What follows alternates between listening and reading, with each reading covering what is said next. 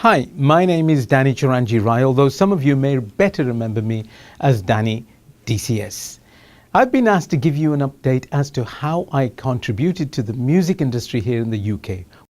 I began my musical career in 1979 by joining a Punjabi folk group called Nadan, which was led by Gurshan Mao. I quickly learnt the keyboards and moved up to join the first Asian rock band called Leo. Back then, Deep Purple and others were a massive influence growing up, and Leo was our way of taking the best bits of the British rock music scene and merging it with our Indian heritage.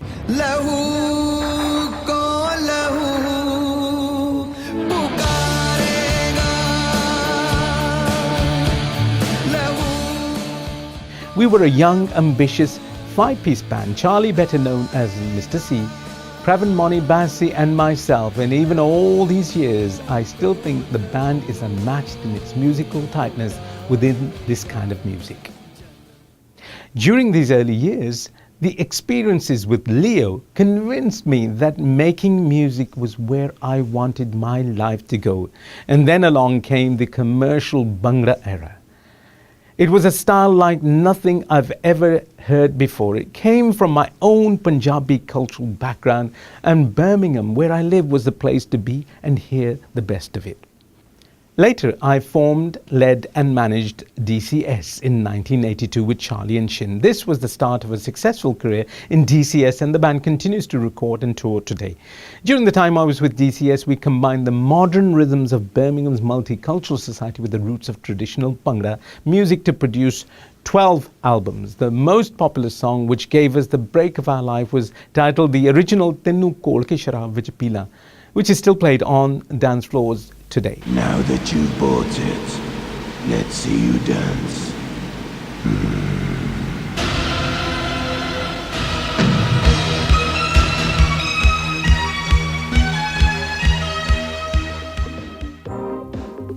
People today still call the 80s and the 90s the golden age of Bhangra.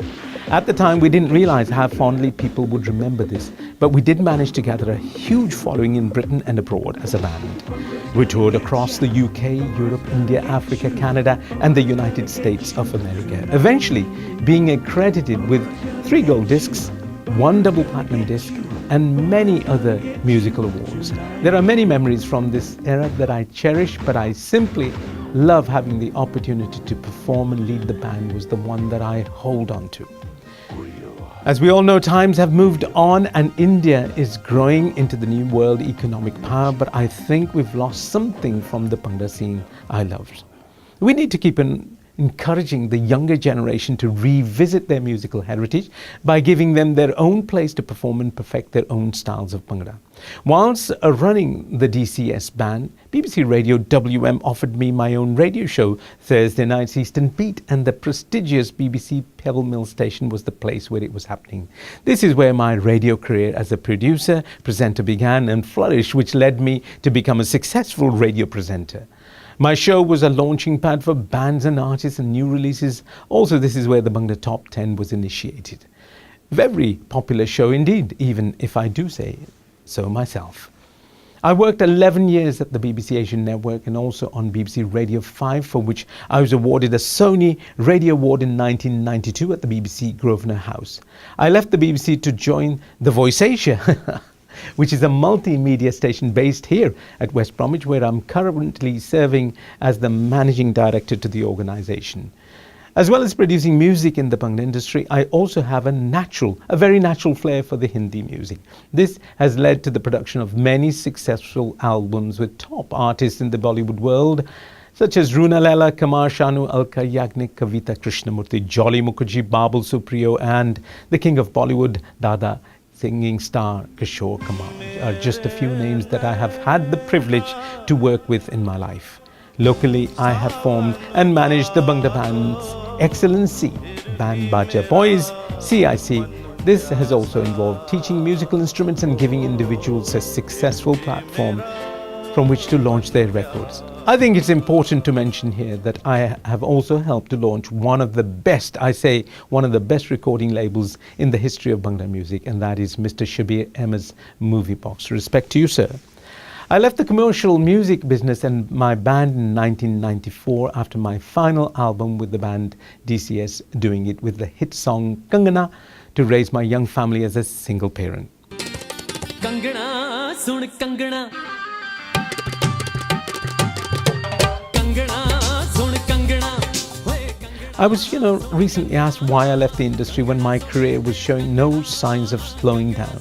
My reasons back then was that I would rather be remembered by my own children as being a loving father than having a few more gold and platinum discs on the wall. Although I'm sure my life has taken a very, very, very different direction over the years, it is a decision I don't regret making, and it is one I am still proud that I made. Now, after 17 years with a successful family who are all getting on with their lives, my son, Danny DCS, is an established song producer, writer, composer and singer who has a lot of talent to bring to the Asian music industry. Remember the name because he'll be on your screens very shortly. All Stars GTI is a fantastic project for Birmingham.